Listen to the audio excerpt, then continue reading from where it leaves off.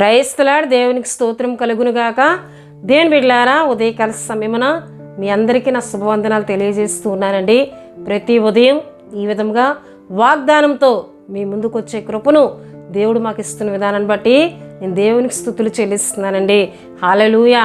దేవుని బిడ్డలారా, ప్రతి దినం ఒక చక్కటి వాగ్దానంతో ప్రార్థనతో మన దినాన్ని ప్రారంభించుకునే కృపను దేవుడు మనకు అనుగ్రహిస్తూ ఉన్నారు గనుక దేవుణ్ణి స్తుతించే వారంగా మనం ఉండాలండి. హల్లెలూయా.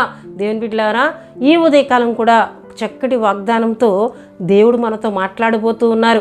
ఆ వాగ్దాన వచనమును నేను చదువుతున్నాను.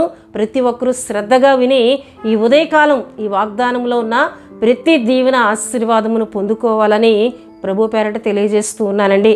మత్తయి సువార్త 6వ అధ్యాయము 6వ వచనము నేను చదువుతున్నానండి. నీవు ప్రార్థన చేయనప్పుడు నీ గదిలోనికి వెళ్ళి తలుపు వేసి రహస్యమందున్న నీ తండ్రికి ప్రార్థన చేయము. అప్పుడు రహస్యమందు చూచు నీ తండ్రి నీకు ప్రతిఫలం ఇచ్చును. హల్లెలూయా.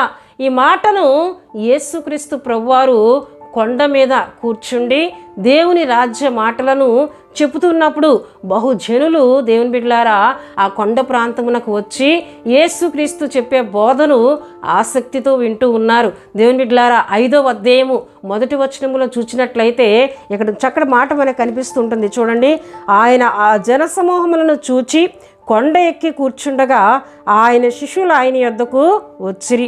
అప్పుడు ఆయన నోరు తెరిచి ఎలాగూ బోధింపసాగాను అని దేవుని వాక్యంలో మనం చూస్తున్నాం. 5వ అధ్యాయము మొదట ఆయన ప్రారంభించి 8వ అధ్యాయము వరకు కూడా అనేకమైన విషయాలను అక్కడ కొండ మీద యేసుక్రీస్తు ప్రభువారు ప్రసంగించినట్లు బోధ చేసినట్లు దేవుని వాక్యంలో మనం చూస్తున్నామండి. అయితే ప్రియమైన బిడ్డలారా, ఈ ఉదయకాలం దేవుడు ఇదే కొండ మీద యేసుక్రీస్తు ప్రభువారు చేసిన బోధలో ప్రసంగంలో ఆయన ఇచ్చిన చక్కటి వాగ్దానమును మనం జ్ఞాపకం చేసుకున్నట్లయితే చూడండి, నీవు ప్రార్థన చేయనప్పుడు నీ గదిలోనికి వెళ్ళి తలుపు వేసి రహస్యమందున్న నీ తండ్రికి ప్రార్థన చేయము. అప్పుడు రహస్యమందు చూచు నీ తండ్రి నీకు ప్రతిఫలం ఇచ్చును. అప్పుడు రహస్యమందు చూచు నీ తండ్రి నీకు ప్రతిఫలం ఇచ్చును అని వాగ్దానమును ఈ ఉదయకాలం దేవుడు మనందరితో మాట్లాడుతూ ఉన్నారు. అయితే ప్రియ దేవుని బిడ్డలారా, దేవుని వాక్యంలో 6వ అధ్యాయము మొదటి మనం చూసుకున్నట్లయితే యేసుక్రీస్తు ప్రభువారు కొన్ని పనులను రహస్యంగా చేయమని ఆయన తెలియజేస్తున్నట్లు దేవుని వాక్యంలో మనం చూస్తున్నాం. మీరు రహస్యంగా మీరు చేసినట్లయితే నేను మీకు ప్రతిఫలం ఇస్తాను అని 3 పర్యాయములు ఆయన మాట్లాడినట్లు దేవుని వాక్యంలో మనం చూస్తాం. 6వ అధ్యాయం 1వ వచనంలో మనం చూస్తే మనుషులకు కనబడవలనని వారి ఎదుట మీ నీతి కార్యములు చేయకుండా జాగ్రత్త పడుడి, లేని ఎళ్ళ పరలోకమందున్న మీ తండ్రి యొద్ద మీరు ఫలము పొందరు. హల్లెలూయా. మనుషులకు కనబడవలనని మీరేమీ చేయవద్దు. మనుషులకు కనబడాలని మీ నీతి కార్యాలు చేయొద్దు. మనుషుల మెప్పు కొరకు మీరు చేయొద్దు. మీరు చేస్తున్నది ఇతరుల ప్రేమతో, ఇతరుల జాలితో, దేవుని యొక్క ఆశీర్వాదం కొరకు మీరు చేయాలి అని యేసుక్రీస్తు ప్రభువారు చెప్తున్నారు.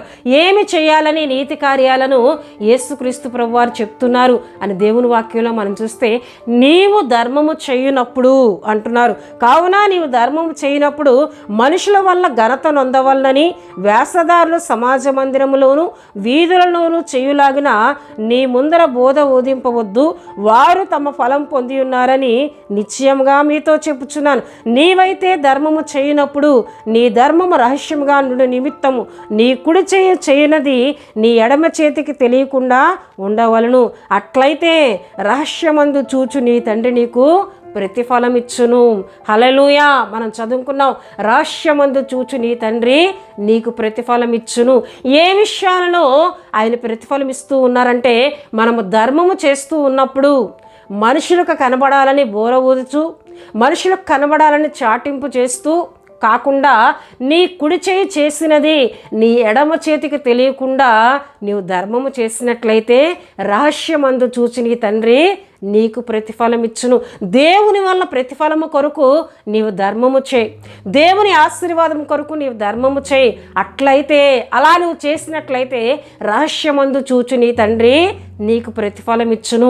రెండవదిగా మనం చదువుకున్నాం, నీవు ప్రార్థన చేయునప్పుడు రహస్యమందు చూచి నీ తండ్రికి మాత్రమే తెలియనట్లు నువ్వు ప్రార్థన చేయి. కొందరైతే మనుషులకు కనబడాలని సమాజ మందిరముల్లోనూ వీధుల్లోనూ ఎక్కువ మాటలు మాట్లాడుతూ ప్రార్థిస్తూ ఉంటారు.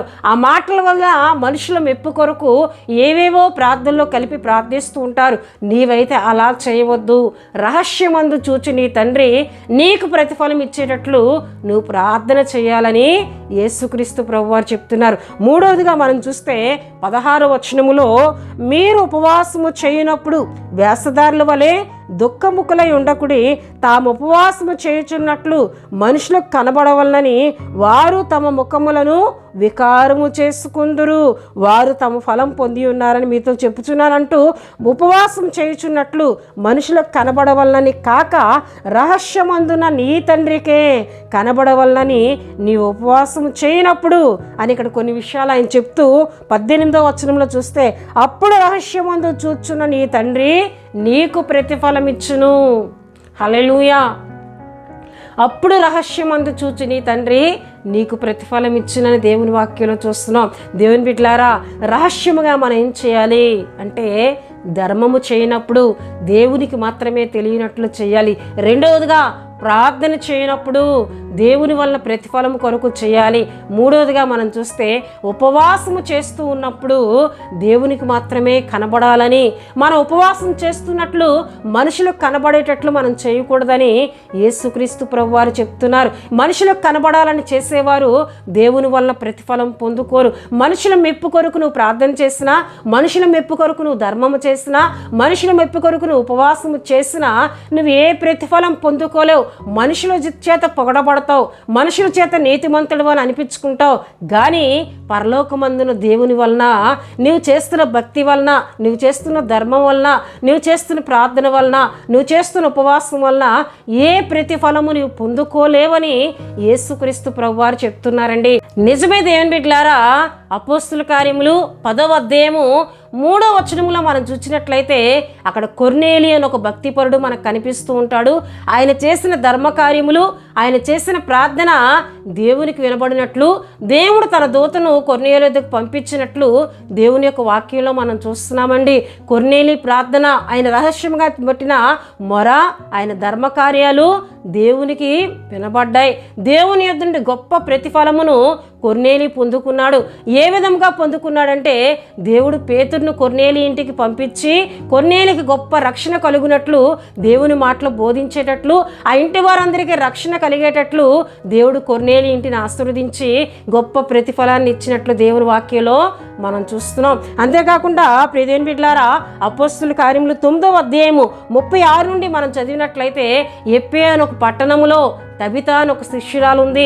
ఆమె బహు ధర్మకార్యాలు చేసేది, సత్క్రియలు చేసేది, దేవునికి నమ్మకంగా బ్రతికేది. దేవుని బిడ్డలారా, ఆమె ఒక దినమున చనిపోయినట్లు దేవుని వాక్యంలో చూస్తున్నాం.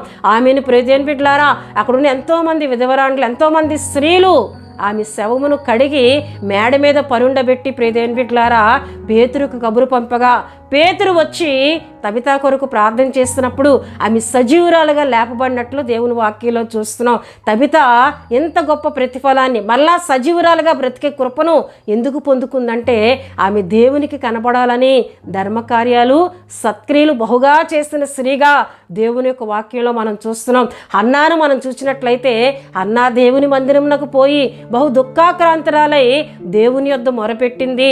ఆమె మొర దేవుని యొద్దకు చేరింది. ఆమె రహస్యంగా చేసిన ప్రార్థన దేవుడు ఆలకించి ఏ విధంగా దేవుడు ఆమె ప్రతిఫలం ఇచ్చారంటే ఆమె ఒక మగబిడ్డను అడిగినట్లు, అదే రీతిగా దేవుడు ఆమెకి మగ కుమారుని, మగబిడ్డను ఇచ్చినట్లు దేవుని వాక్యంలో మనం చూస్తామండి. హల్లెలూయా.